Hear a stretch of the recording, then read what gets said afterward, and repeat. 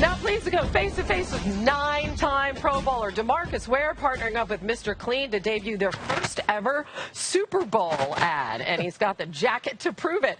It is great to see you. And same to you. Listen, how are you doing? I know you had surgery to repair that ruptured disc at the end of the season. So first of all, update us on your health. I mean, feeling a lot better than I did. I mean, I've been dealing with this for probably 18 months.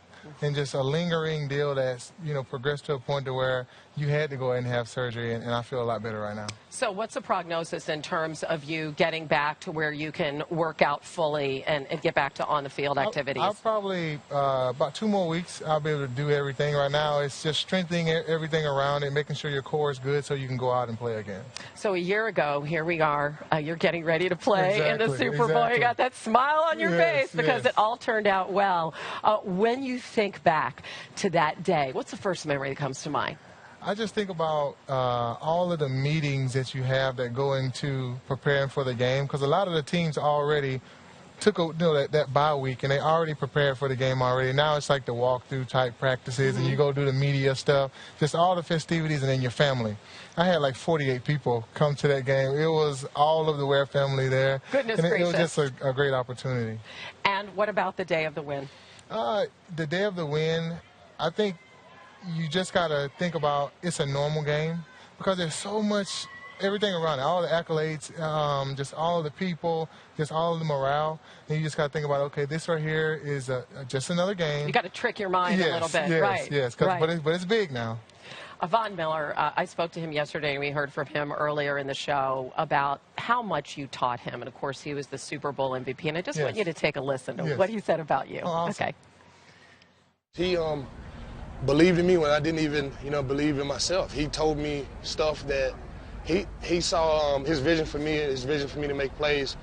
He would sit down and say, "Man, I see you doing this, I see you doing that," and I'm thinking, like, I've never even thought about accomplishing some of the stuff that he was telling me, and it was refreshing to have that type of support from one of the guys that I've idolized my whole entire life.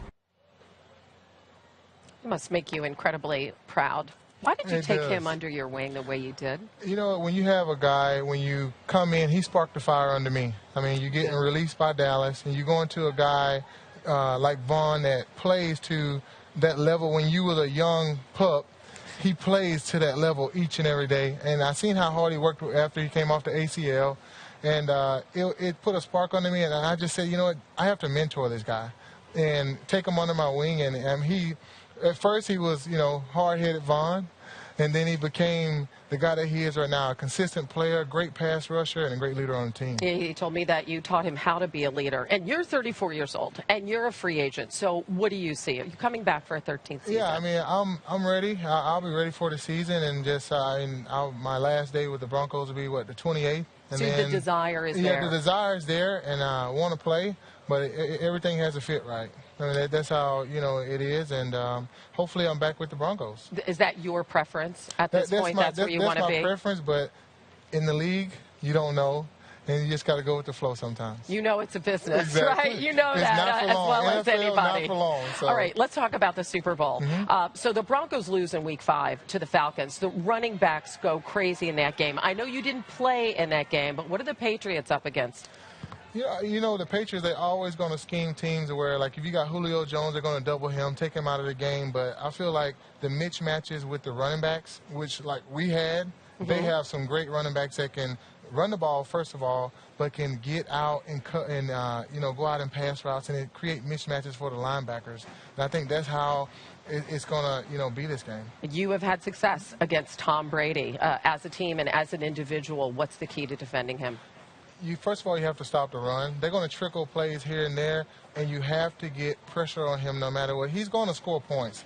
And just like Matt Ryan, he's going to score points, but you have to get pressure on him, especially in key situations like third down. So who do you see winning on Sunday? I think the storybook win is going to be the Atlanta Falcons. They're going to do what they need to do, and if they can play hot like they did against Green Bay, they'll win the game. Most players, current players I talked to, are saying that it's the hot team they think going in. It doesn't matter. When they have a feel, that's what you go for. Of course, defense wins Yeah, championships, that's right, my that's friend? right, You that's proved right. that last year. That's right. That's you right. got your ring. Hey, you know what? I feel good about that, and you know what? I'll be trying to go and give you another one. There you go. Listen, I wish you all the best. And thank you so much. And I'm glad your surgery was And so thank you. successful. Great to see you, And you too. DeMarcus.